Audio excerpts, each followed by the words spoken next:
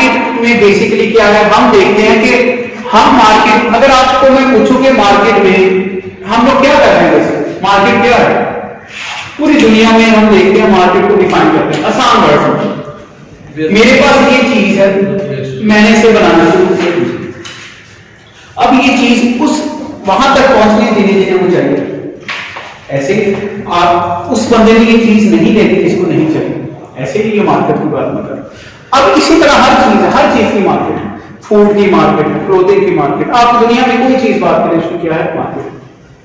अच्छा, ये सारी, अब आपको पता है कि रिसोर्स एलोकेशन होती है, ये सारे रिसोर्स हैं हमारे क्या है, उसको बनाने के लिए रिसोर्सेज। आप प्रोड्यूसर की मार्केट देखेंगे तो वहां लेबर मार्केट है, लेबर है आपका, लेबर की मार्केट है आपकी, कैपिटल की मार्केट है, ठीक है, फाइनेंशियल मार्केट्स हैं, आप जितनी मार्केट्स की बात करें उन सब में क्या एलोकेशन हो रही है, इसकी रिसोर्सेज की एलोकेशन जितनी अच्छी होगी, एलोकेशन जितनी जो फेयर होगी, उतना अच्छा क्या होगा सिस्टम रन करेगा।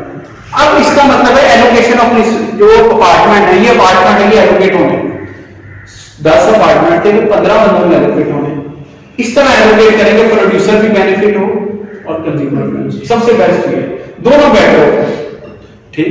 अब हम पढ़ते हैं कि ये अपार्टमेंट जो एलोकेट करने के डिफरेंट वेज क्या क्या थे आपके। अब मार्केट स्ट्रक्चर को पढ़ते हैं, थोड़ा सा मैं पहला चैप्टर कर रहा हूं वो ओवरव्यू है, इसके बाद हमें स्क्रीन पर पढ़ेंगे बारी बारी एक एक टॉपिक, ठीक है। पहला क्या है, हम कहते हैं कंपेटिटिव मार्केट, क्या इसको आप परफेक्ट कंपटीशन कहें, कंपटीशन कहें, कंपेटिटिव मार्केट है, मोनोपोली।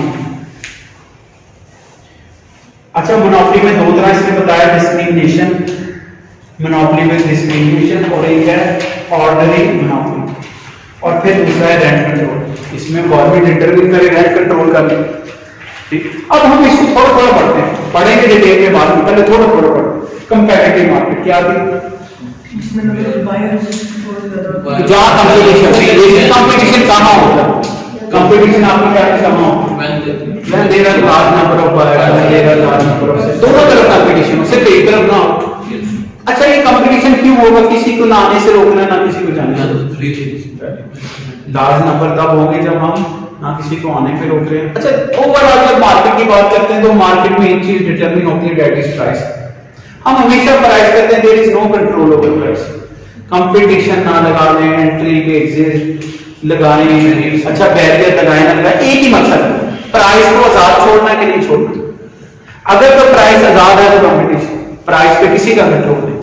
जब प्राइस पे कंट्रोल आना शुरू हो जाता है, वो थोड़े, वो टू सम एक्सटेंट है, टू फुल एक्सटेंट है, तब वो फिर कंपटीशन निकलता है।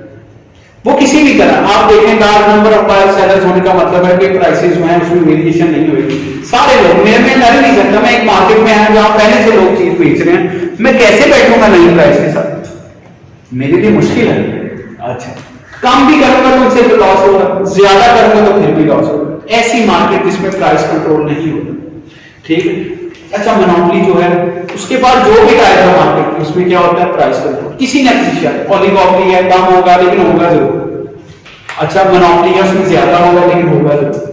अच्छा, डिस्क्रिमिनेशन जो है उसमें क्या है कि हम, जैसे मैं अभी बता रहा था, मैं पहले देख लूंगा कि कौन कितना पे कर सकता है, उसके मुताबिक उसे चीज ऑफर करूंगा। अच्छा, ये जरूरी नहीं है मैं इसी के मुताबिक करूं। डिस्क्रिमिनेशन, अच्छा, बिजनेसमैन जो होता है वो कई चीजों से बालातर होते, सिर्फ प्रॉफिट से कंसर्न होता है, इसलिए हम ज्यादा बात करते हैं, वो देखता है कि इसके पास इनकम कितनी है, इसकी विलिंगनेस टू पे कितनी। अदरवाइज आप डिस्क्रिमिनेशन किसी भी सेंस में कर सकते हैं, रिलीजन की बेस पे कर सकते हैं, कल्चर की बेस पे कर सकते हैं, नेशन की बेस पे कर सकते हैं। जब किसी भी एस्पेक्ट वाइज आपको डिस्क्रिमिनेट किया जाए for the sale of some kind of product, तो देन देयर इज डिस्क्रिमिनेशन, ठीक। तो डिस्क्रिमिनेशन है। अच्छा, मोनोपोली है आपकी, ऑर्डिनरी मोनोपोली, इसको थोड़ा सा पढ़े। कंपटीशन में क्या है, कंपटीशन में ये है कि हम सोचते हैं कि जो मार्केट है उसमें नंबर ऑफ सेलर्स जो है वो भी लार्ज होंगे, नंबर ऑफ बायर्स जो है वो भी क्या होंगे, प्राइस पे किसी का कंट्रोल नहीं होगा। इसका मतलब है गेन गेन होगा, क्या होगा, विन विन सिचुएशन होगी। ना कंज्यूमर को प्राइस पे करेगा जिसपे उसको क्या हो लगे कि मैं ज्यादा पे कर रहा हूं, ना प्रोड्यूसर इतनी ज्यादा प्राइस लेगा कि उसे लगे कि वो बहुत ज्यादा जो है वो प्रॉफिट अर्न कर रहा है।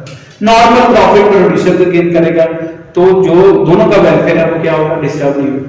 हम ये कंसीडर करते हैं अगर कंपटीशन, अदरवाइज तो वर्ल्ड में कहीं कंपटीशन नहीं नजर आता दुनिया में।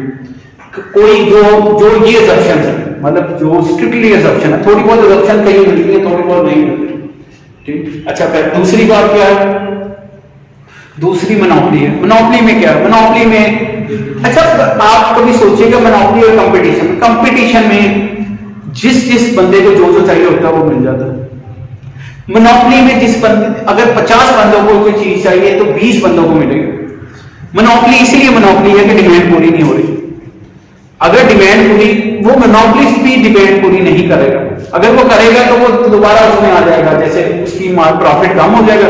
वो जितनी कम करोगे तो जो है वो प्रपोज करेगा बेचने के लिए या ऑफर करेगा बेचने के लिए, जितनी ज्यादा करेगा उतनी प्राइस जो है कम हो जाएगा। इसलिए वो क्या करता है, वो जितनी मार्केट में जरूरत है उससे कम को क्या करता है, ऑफर करेगा। मोनोपोली इसलिए मोनोपोली है, डिमांड पूरी नहीं होती मोनोपोली, जिसकी वजह से प्राइस हाई करती है। तो उसमें एक ग्राफ बनाया हुआ ऐसे, वो आपने पहले भी पढ़ा होगा, देखिए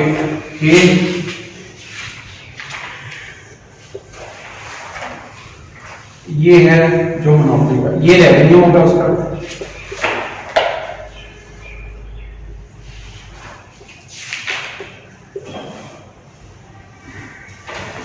फिर जो चीजें होता क्या है, इसमें डेट वेट लॉस होता है। हम जब इसे डिटेल में पढ़ेंगे तो हम लोग इसे देखेंगे। सोसाइटी का लॉस होता है।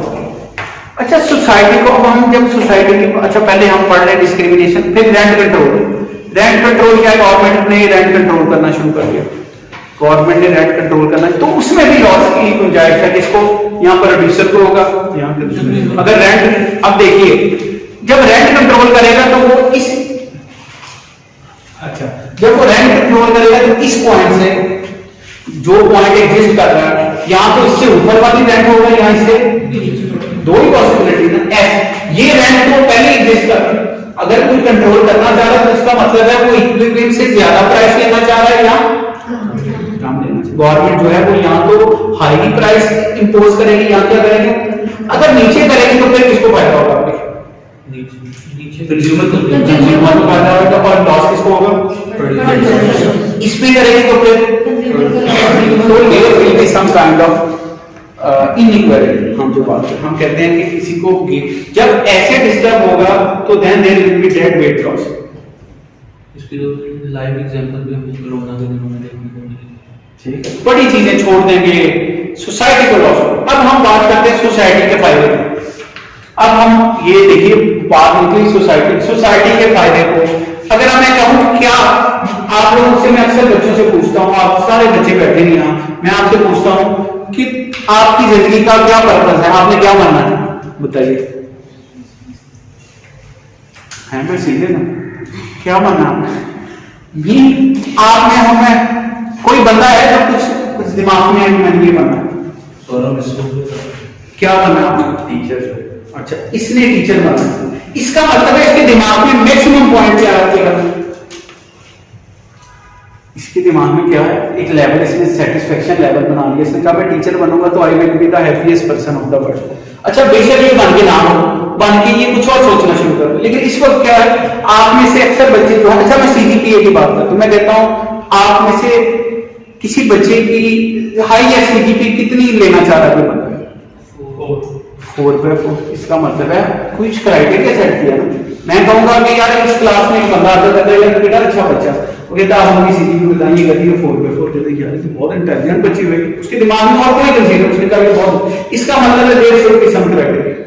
इकोनॉमिस्ट जो है वो किस लेवल पे पहुंचाना चाहते हैं बातों को, सोसाइटी को किस लेवल तक लेके जाना है। अगर मैं कहता हूं कि that is the best society, तो वो क्या है, आपने पढ़ा है, क्या है वो, मैंने आपको भी बताया, वो सोसाइटी सबसे बेहतर है जहां रिसोर्स एलोकेशन जो है वो क्या होती है, मैक्सिमम नहीं, रिसोर्स एलोकेशन क्या होती है, बेस्ट होती है। रिसोर्स एलोकेशन जो है वो बेस्ट, रिसोर्सेज दुनिया में फिक्स है, कम है, लिमिटेड है, उसी में रह के हमने क्या करना, उसे एलोकेट करना। अब वो एलोकेशन जो है वो जब वो प्रॉपर बेहतरीन एलोकेशन होती है तो उसको क्या बोलते हैं हम लोग, परेटो एफिशिएंसी। अब सोसाइटी कहां जाना चाह रही है? परेटो एफिशिएंसी की तरफ। परेटो एफिशिएंसी के रास्ते में क्या क्या चीजें क्या करना पड़ता है? पहले है परेटो इंप्रूवमेंट। मैं ये पहला चैप्टर आपको खत्म करवाता हूँ। परेटो इंप्रूवमेंट क्या है? अच्छा, ये सारी चीजें आपको बुक से नहीं मिलेंगी। पहली बात ये सारी, इसलिए मैं वीडियो बना रहा हूं। ये थोड़ा काफी चीजें कंसल्ट करके फिर मैं लेक्चर देता हूँ। ठीक है, आप लोगों ने क्या करना है, ये चीजें देख लेनी है जहां से भी आपको मिलेंगी, जहां से भी आपको मिलेगी। सॉइल विकिपीडिया पे, ठीक है, उसमें से उसका रेफरेंस नहीं होगा, आप बाकी किसी भी जगह से देखें। परेटो एफिशिएंसी को क्या पॉइंट था? जहां कोई भी ऐसा जो है वो ट्रेड ना हो, या कोई भी ऐसा जो है कोई भी बेटर ऑफ ना, कोई भी पॉसिबिलिटी हो ही ना उससे मिली कि कोई बेटर ऑफ हो, जब आप कंप्लीट बेटर ऑफ हो।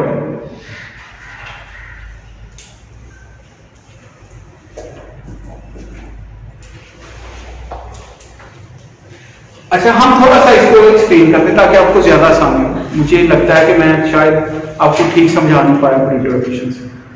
हम पहले पढ़ते हैं कि एक हम लोग क्या कर, आप लोग यहां बैठे हैं बच्चे, आप लोगों ने रूम जो है, एक इस बच्ची को रूम मिल गया, फैसलाबाद की नहीं, मैं ज्यूम करता हूं, तो इस बच्ची को रूम मिल जाता है। एक और बच्ची को रूम चाहिए, उसे मिल नहीं रहा, ठीक है। अच्छा, अब किसी और बच्चे के रूम लेने के बजाय ये बच्ची आती है, उसे कहती है मुझे रूम चाहिए, वो रूम शेयर करना शुरू कर देता है। इसका मतलब इन दोनों की बेटर, ये दोनों, इसको क्या फायदा होगा? रेंट शेयर हो जाएगा। इसको क्या फायदा होगा कि इसको रेजिडेंस, अब दोनों की इंप्रूवमेंट होगी, ये बेटर ऑफ हो गया। और जब ये बेटर ऑफ हुए लेकिन कोई भी वर्स ऑफ नहीं हुआ, सबसे अच्छी बात, कोई भी वर्स, इसका किसी पे नेगेटिव इफेक्ट नहीं आया। जब ऐसी कोई जो है, जब ऐसा होता है, जब सिस्टम अलाउ करे कि कुछ लोग बेटर ऑफ हों without making other worse off, तो उसे बोलते हैं परेटो इंप्रूवमेंट। जब परेटो इंप्रूवमेंट स्टार्ट होती है तो एक टाइम आता है जब परेटो एफिशिएंसी हो जाती है। एफिशिएंसी कब होगी? जब परेटो इंप्रूवमेंट पॉसिबल नहीं होगी, जब ऐसी एलोकेशन हो जाए कि अब अगर कुछ चेंज आए तो कोई ना कोई जरूर वर्स ऑफ। आप समझ रहे? इस पॉइंट को समझने की जरूरत है। ऐसा मुकाम, ऐसा टाइम आ गया पाकिस्तान में कि पाकिस्तान में कोई भी ट्रांजैक्शन होगी, पाकिस्तान में कोई भी कुछ होगा तो कोई ना कोई लोग जरूर वर्स ऑफ होंगे। इसका मतलब क्या है कि परेटो एफिशिएंसी आ चुकी है। When there is no place for Pareto improvement, then this is Pareto efficiency. अगर Pareto improvement हो रही है तो it means that is inefficient, Pareto inefficient. अगर जब Pareto improvement होना खत्म होगी, अब कोई भी better off नहीं हो सकता, किसी को भी worse off किए बगैर, तो then this is Pareto efficiency. ये पॉइंट है जहां पहुंचना चाहते हैं कौन? सोसाइटी। आप देखिए, आइडियल आप लोगों के दिमाग में क्वेश्चन आने चाहिए कि यार करना क्या इकोनॉमिक्स पढ़ के, इस दुनिया को बचाना काम है। अच्छा, अब परेटो एफिशिएंसी क्या होगी? मैं इमेजिन करता हूं डिस्ट्रीब्यूशन ऑफ इनकम जो है वो फेयर होगी, लोगों का वेलफेयर जो है उनकी एक दूसरे में ज्यादा फर्क नहीं है। अच्छा, ऐसा भी हो सकता है बहुत ज्यादा फर्क, लेकिन क्या होगा कि एलोकेशन कंप्लीट हो जाए, सिस्टम एफिशिएंट हो जाएगा। जितनी प्रोडक्शन हो सकती होगी हो रही होगी, जितनी लेबर इंप्लॉयड हो सकती होगी वो, हर चीज जो है वो कंप्लीट पर चल रही, परफेक्ट नहीं कह रहा, कंप्लीट चल रही है, एलोकेशन कंप्लीट हो गया।